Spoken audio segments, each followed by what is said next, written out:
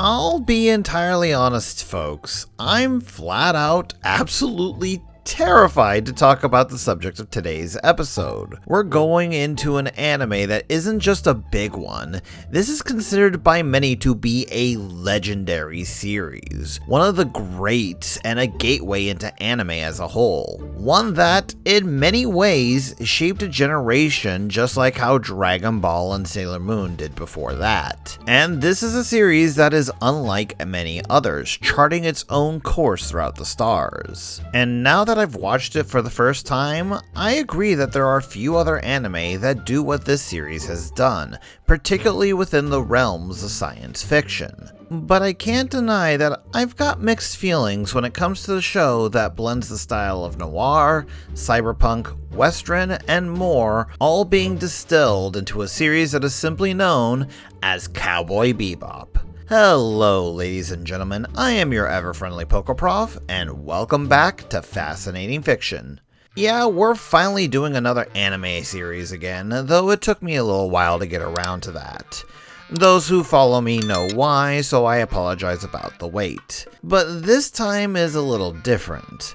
Unlike Big O and Outlaw Star, the two other shows we've already covered by the same animation studio, I never watched Cowboy Bebop until recently, having only seen a single episode before. I've always heard about it, and I knew it was regarded as one of the greats, but it wasn't something that I ever sat down and watched. So trust me when I say that this is a pretty fresh impression of the series, though I have done my normal research, as you should all know by now. Created back in 1998, Cowboy Bebop is the first real anime that director Shinichiro Watanabe got to properly lead after showing his skills on the series Macross Plus. And don't worry if you heard the name and thought of Shinichi Watanabe, the guy from Tenchi GXP, because apparently that's a fairly common mistake when it comes to talking about anime directors. The anime actually uses the name Hajime Yatate as a pseudonym, something to describe the collective contribution of the Sunrise staff. Like many other science fiction shows, Cowboy Bebop is set in the distant future, in this case the year 2071. What sets the series apart from other sci-fi greats though, is just how subdued technology is within the series itself. Space travel is common, there are flying machines about, and tech has naturally advanced, but other than that, nearly everything feels like it wouldn't be much further along within our own natural timeline. This is something that's even further highlighted by the fact that both Western and noir films were things that helped inspire the anime, to the point where there are several episodes that feel straight out of those movies, and there are even several references to those kind of movies either with character names or even designs. We focus on the spaceship Bebop, both home and transport to Spike Spiegel and Jet Black, a pair of bounty hunters that roam the solar system. Most of the episodes tend to revolve around the two trying to track down some criminal for the price on their heads, more often than not failing for one reason or another. But even with this being the basic gist behind half the series,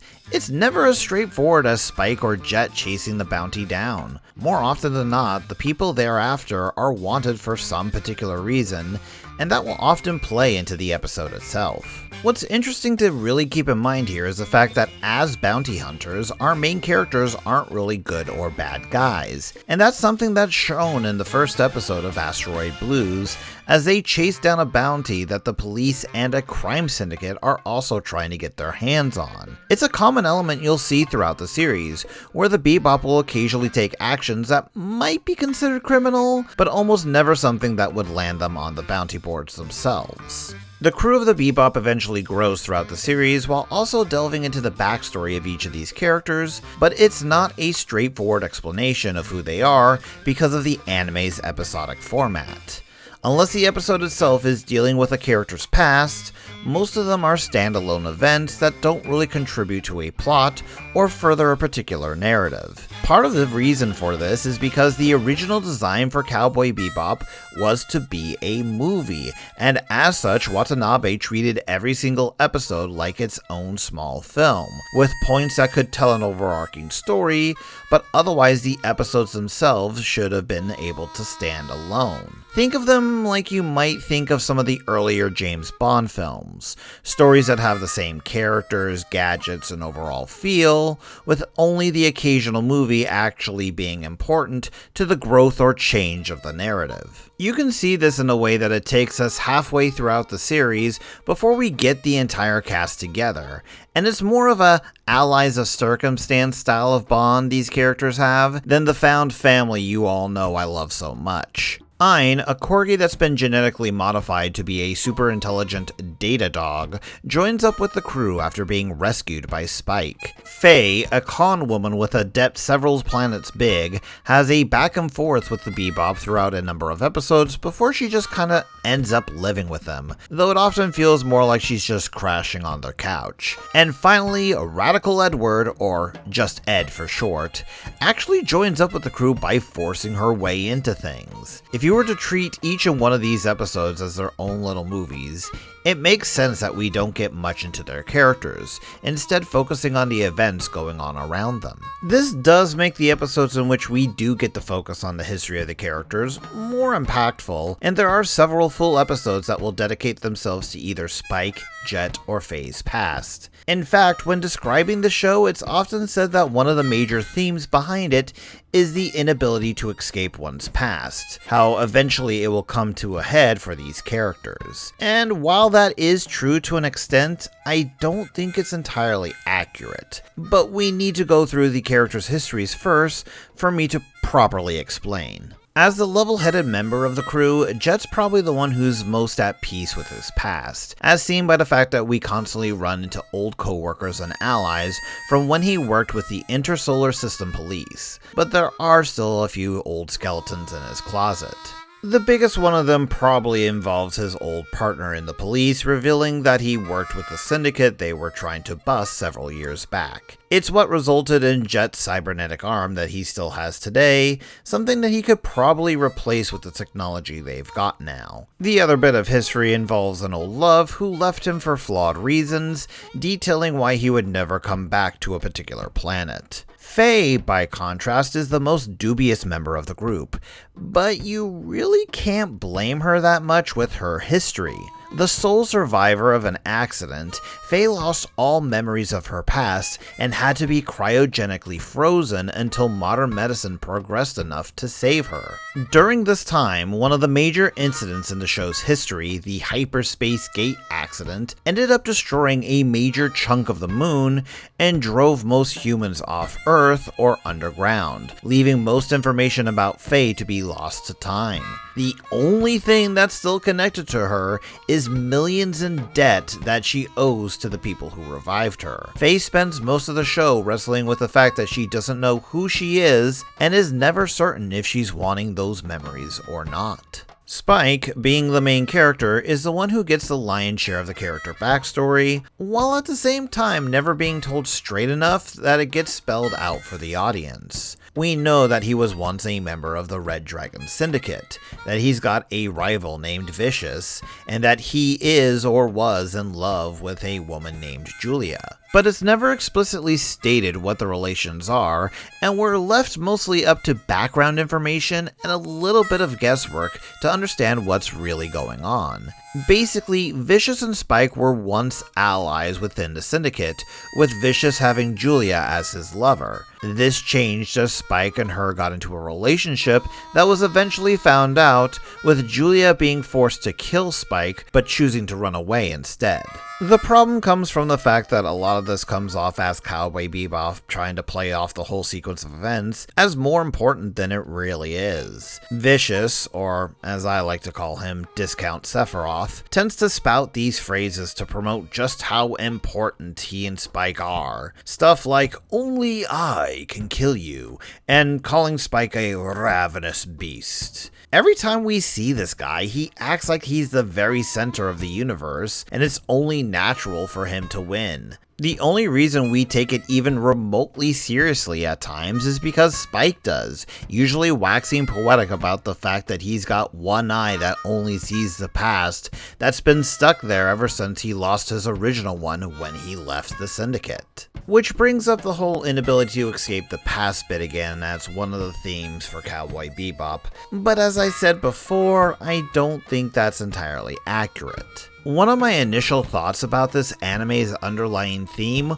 wasn't so much the inability to escape the past, but the inability to move on from it, as all the crew never makes a choice to confront their pasts until the episodes involving them hit them right on the head. It wasn't until I was talking to a friend that we both came to the realization that one of the strongest themes that Cowboy Bebop has is that the main cast represents the stages of grief. Spike represents denial, never talking about his past, never bringing it up, constantly ignoring it until he has got no option but to confront it. In relation to that, Vicious is anger, constantly lashing out, never growing beyond that one betrayal that Spike and Julia did to him, eventually leading to his death. Faye is bargaining, both with the fact that she's constantly gambling and trying to talk her way out of any situation. Jet is depression, doing just the bare minimum to continue living and existing, but never really pushing past his troubles. And finally, Ed and Ein are acceptance, for the fact that they are the brightest characters of the cast and leave the Bebop towards the end of the series, willing to face their future together with minimal prompting. While not exactly perfect, it does fit considering the hodgepodge nature of this anime. What I mean by hodgepodge is the fact that while Cowboy Bebop does stand on its own as a space western, it wears the references it holds on its sleeves. From the names of the episodes themselves referencing famous songs, to costumes and characters being straight nods to other forms of media, to entire episodes being based off other movies, I think you'd be hard-pressed to find an episode that didn't give some form of nod or reference to something that already existed. Heck, the one episode I actually saw of this anime before writing this script, Toys in the Attic, is a full-on homage to Aliens of having an unseen creature attacking the crew. Of course, the hodgepodge aspect of the series wasn't always in its favor, especially when it comes to using concepts that it doesn't fully understand. The biggest one that happens late in the series is the use of feng shui. While I don't know enough about the real-life version of the art, I personally doubt that it's used to predict future events and locations of things like they have in the anime. This isn't the only instance of not entirely accurate representation of things, as we also see this with the characters of Laughing Bull, a Native American man who Spike goes to for advice, and Gren, a character with ties with Discount Sephiroth, who ends up with attributes of both genders because of drug use. In each of these cases, it felt like the writers didn't fully understand the proper meaning behind the ideas that they were using, but I will give credit to Cowboy Bebop to the fact that it never goes out of its way to be insulting. Hell, with that and the actual racial representation having many non-white and non-Asian characters being featured within this anime is actually downright progressive for Japanese media that was premiered back in the 90s. It's just something to keep in mind considering that it might trip up first-time viewers like it did me. It's honestly kind of weird looking at things now to have effectively gone backwards when it comes to Sunrise's animes. While they were all roughly made about the same time, it definitely feels like elements of Cowboy Bebop helped inspire and fine-tune elements that Outlaw Star and Big O would become well known for. Whereas Outlaw Star took the idea of a spacefaring crew of misfits traveling the stars, Big O would take the idea of the musical background and taking its references to other media a bit more seriously. I find it difficult to think that either series would have done as well or been as developed if not for Cowboy Bebop taking the first steps and giving them inspirations for how to do things in the future. Background-wise, perhaps the most interesting thing to know about the show was the the fact that it was originally helmed by Bandai, who dropped it after they realized that Watanabe's ideas differed from theirs. You see, Bandai was interested in selling spacecraft toys, and they absolutely were convinced that they would never be able to sell any of the stuff that Cowboy Bebop was designing as far as their ships. It actually took Bandai Visual, the sister company, coming in to keep the anime from being in development hell. I can only imagine how quickly Bandai changed their minds, considering how big Bebop became. The only other thing to really talk about would probably be the elephant in the room that is the live-action version that was made by Netflix back in 2021. I have not seen a single clip of it myself, but from what little bit I've been told that there's very little of it that's worth seeing, with even Watanabe pretty much decrying it from only the first episode alone. And that's saying something when the original creator says your version of his story is bad. Overall, I do agree with what's been said. Cowboy Bebop is a legendary anime, though I feel when people say that, they're talking about the first half of the series. This is where I feel the story, characters, and overall feel of things are at its strongest, allowing us to have moments that really give the characters meaning. A bunch of the later episodes don't feel as cohesive to the same whole, and there's a few of them that even feel completely out of place with the series. While not my favorite out of the Sunrise trio that we've talked about on this show, there's a rough charm about the series that actually quite fits Spike and his crew. A progressive anime for its time, Cowboy Bebop is more than worthy of giving a shot. Bang.